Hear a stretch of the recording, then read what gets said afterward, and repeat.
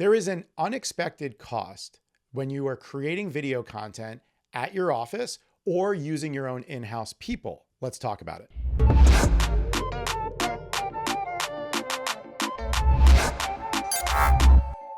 Let's say you want to make a commercial, or better yet, let's talk about training videos, right? You're going to make training content. This isn't customer facing. This is for your internal team. So let's just use our own people as the actors and let's shoot it in our warehouse or our retail location or at our HQ. There is an unexpected cost that I think a lot of organizations don't consider when they're working this way. And that is the cost of lost productivity or lost sales while you're in the process of filming. Hello, what money problem? What am I talking about here? Well, first, let's think about acting, right? So a lot of times when we're creating videos, you're going to need people to be in those videos. And depending on what we're creating and who it's for, we might suggest to bring in some actors. And the first question I always get is, well, what do actors cost, right? And that price can fluctuate and range pretty dramatically. How much what? Money, Maggie. Depending on who you get and what's called usage or how you will use the content. But the other cost that a lot of organizations don't factor is the cost of productivity. If I pull one of my best salespeople or one of my best technicians off the line and have them act for a day, they're not performing in their core responsibilities, right? And we're losing money there, and maybe they're not going to be a great actor. So we might not even have a great video out of that. Well, this sucks. So that is something that we just suggest to think about as you do that cost benefit analysis. The other thing to consider is your space. So we do a lot of work with Five Below at their retail locations. And one of the biggest questions is, how long are we going to be there? Are we going to have to shut the store down, right? And if so, for how long?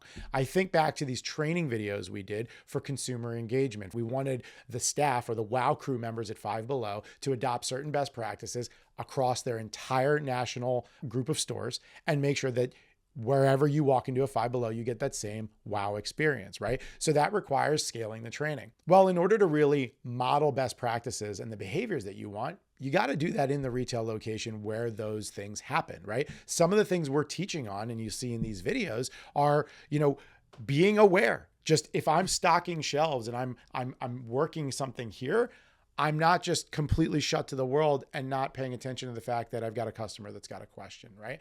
And so that is something you really need to model in the store in front of people. But filming requires lighting, cameras, crew, space, audio. And so they asked us to try to build out a production plan that was going to minimize the number of days on set to reduce that overhead. And so what we did was we looked at the script, we looked at the fact that we were going to have a narrator, and we were going to have staff interacting and acting out the scenes in the store.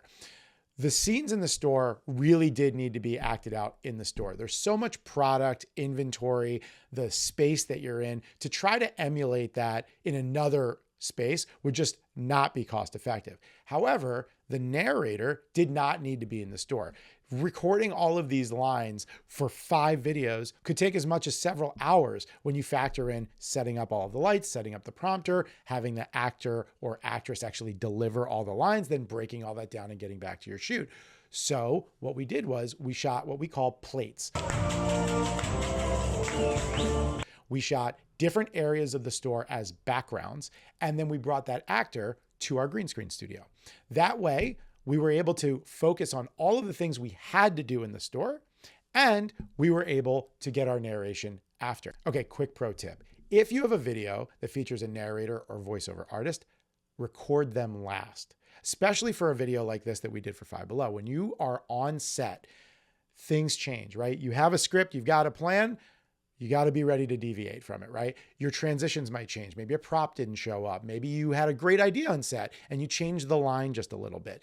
It's best to have that narrator or voiceover artist recorded last after maybe even several rounds of the videos have been recorded and locked in. Everybody likes our narration. Everybody knows what the story is going to be. And then at the very end, we bring in our narrator to knock out our lines and close it up.